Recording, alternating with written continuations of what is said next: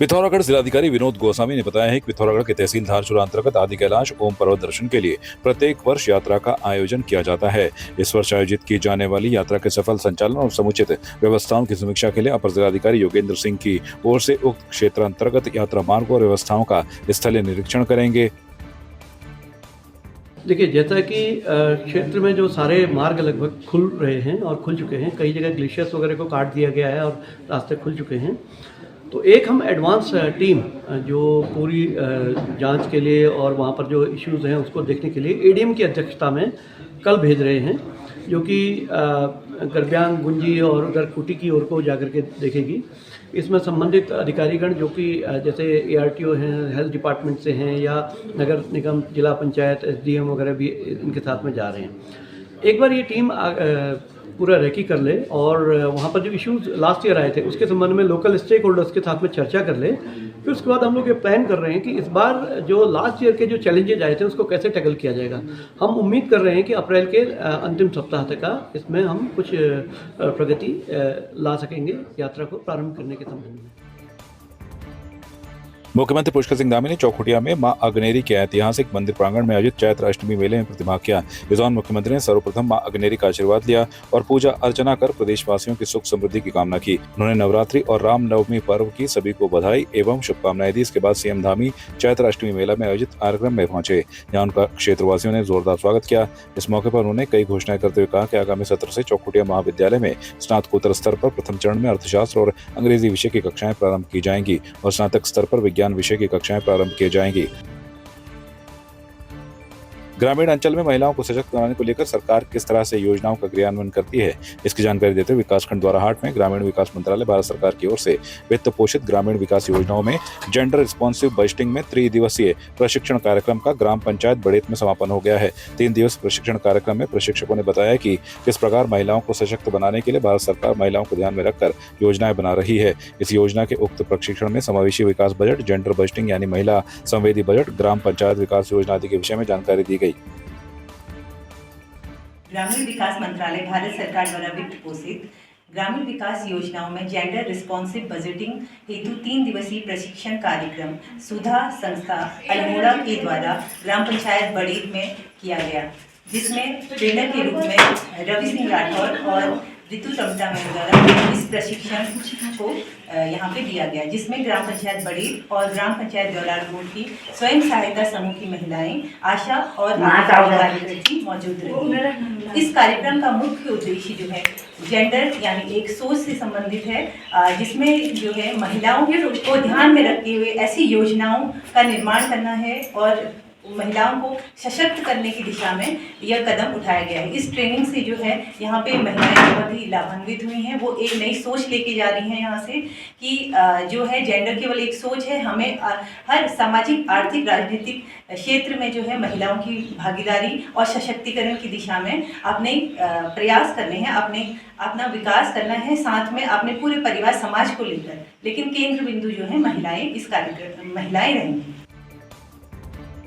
मसूरी नगर पालिका अध्यक्ष मीरा सकलानी की ओर से मसूरी मॉल रोड का अधिकारियों के साथ निरीक्षण किया गया। मीरा सकलानी की ओर से मॉल रोड की साफ सफाई के साथ शौचालय का निरीक्षण किया गया। वहीं मॉल रोड के दुकानदारों के साथ वार्ता भी की। मसूरी मॉल रोड चॉकलेट के पास के दुकानदार की ओर से शिकायत की गई थी कि चिक चॉकलेट चौक पर कुछ लोग व्यवसायीकरण कर रहे हैं, जिससे पर्यटकों को भारी दिक्कत होती है, जिस पर पालिका अध्यक्ष मीरा सकलानी की ओर से अधीक्षक अनिरुद्ध चौधरी को तत्काल चिक चॉकलेट पर किसी प्रकार की कोई व्यवसायीकरण न हो, इसको लेकर बोर्ड लगाने का निर्देश दिया गया है।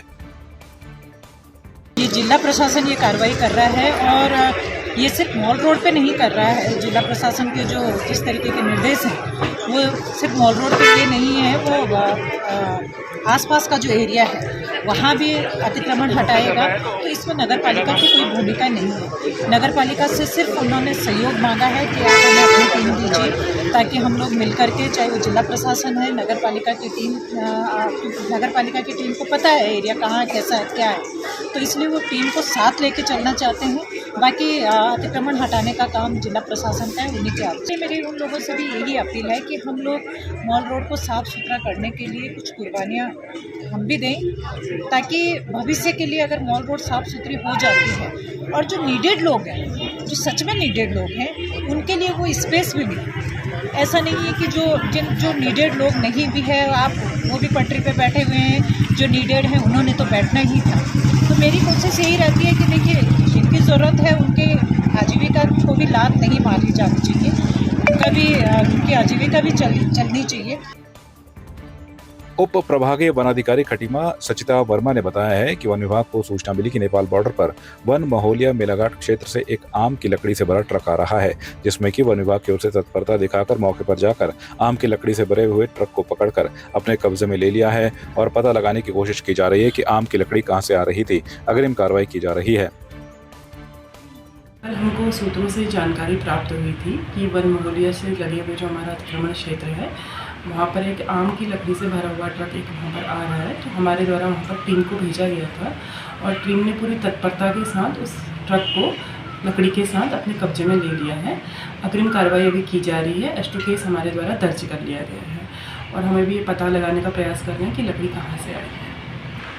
ये हम कर रहे हैं। आगे भी इसी प्रकार की जो भी अवैध जो भी इस प्रकार की गतिविधियां हैं उस पर रोक लगाने के लिए हम प्रयासरत रहेंगे। अभी तो इसका विश्वस्त रूप से पता नहीं चल पाया है, लेकिन जल्दी हम आपको जानकारी उपलब्ध करवा देंगे। अभी इसमें मुलजिम तो नहीं पकड़े गए हैं। जो मुलजिम थे वो ट्रक छोड़कर भाग गए थे, तो अभी हम ट्रक को हमारी सुपुर्दगी में हैं और हम निश्चित रूप से जान लेंगे कुछ दिनों की जाँच पड़ताल के उपरांत कि कौन इसके पीछे किसका। रामनगर तराई पश्चिमी वन प्रभाग के जंगलों से अवैध रूप से लकड़ियों की तस्करी का मामला सामने आया है। ठेकेदार राहत ने इस संबंध में कुछ पत्रकारों पर गंभीर आरोप लगाते हुए कहा है कि अवैध रूप से लकड़ी भरवाई जा रही थी, जिसका उसने विरोध किया। इस मामले में वन विभाग ने ट्रैक्टर ट्रॉलियों को जब्त कर जांच शुरू कर दी है। ठेकेदार राहत के अनुसार ईद के दूसरे दिन उसे एक विभागीय कॉल आया, जिसमें बताया गया कि जंगल से अवैध रूप से लकड़ी भरी जा रही है। इस सूचना पर उसने तुरंत ही लकड़ी लॉट का निरीक्षण किया। जब तक वो वहां पहुंचा तब तक वन विभाग के अधिकारियों और निगम कर्मचारी को भी सूचना दी गई थी। राहत के अनुसार जब उसने मजदूरों से पूछा कि लकड़ी कौन भरवा रहा है तो उन्होंने कुछ पत्रकारों के नाम लिए। असल में पत्रकार बता रहे हैं, मुझे नहीं पता ना, मैंने उनकी आईडी चेक करी है। वो बता रहे हैं कि हम पत्रकार हैं, लेकिन ये कह रहे हैं हमने ठेका लिया है। एक साहिल है जिसे सलीम के नाम से जानता हूँ मैं, मालदन का है, पत्रकार है कोई जो बताता है, और एक है अजहर मलिक काशीपुर से, और ये दोनों थे लोड में। इसका एविडेंस है, मैं ऐसे कि मैं बना के नहीं बोल रहा हूँ, मेरे पास एविडेंस है, वीडियो है मेरे पास। मैंने क्या काम करा, वो जो भी काम करा विभाग ने किया। निगम ने मुझे फोन किया, निगम ने जंगलात वाले को फोन किया, जंगलात वाले आए, मेरे आने तक इंतजार किया कि मतलब पहचान करवाया कि वाहन मेरे तो नहीं है। मैंने कहा मेरे नहीं है, इन लोगों के हैं। तो वो सारे वाहन कारणपुर चौकी ले गए। वहां पर उन्होंने क्या कार्रवाई करी है ये वो लोग बताएंगे। अभी कानूनी कार्रवाई करूंगा मैं इनके, और मैंने सूचना भी दे दी है कुंडा थाने एसओ साहब को, और बता के भी आया हूँ उनको कि मैंने कहा ऐसे ऐसे इन्होंने जबरदस्ती वहां पे लक्कड़ भरा है सफाई के नाम पे, और तब कि मेन ठेकेदार वहां नहीं था।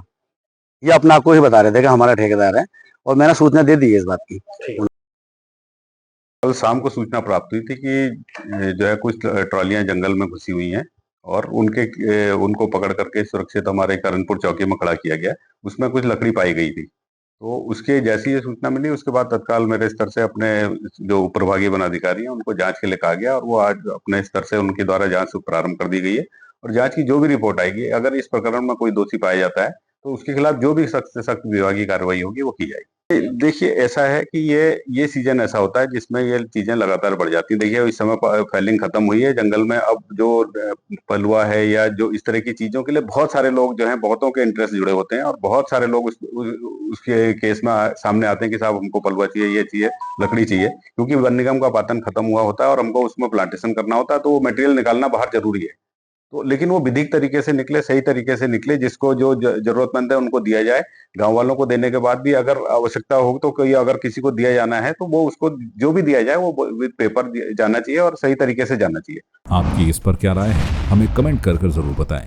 इसके साथ ही आप हमारे YouTube चैनल को सब्सक्राइब कीजिए। आप हमें Facebook, Instagram, Twitter पर फॉलो भी कर सकते हैं, और संवाद 365 के साथ एक क्लिक में जुड़ने के लिए डाउनलोड कीजिए संवाद 365 ऐप।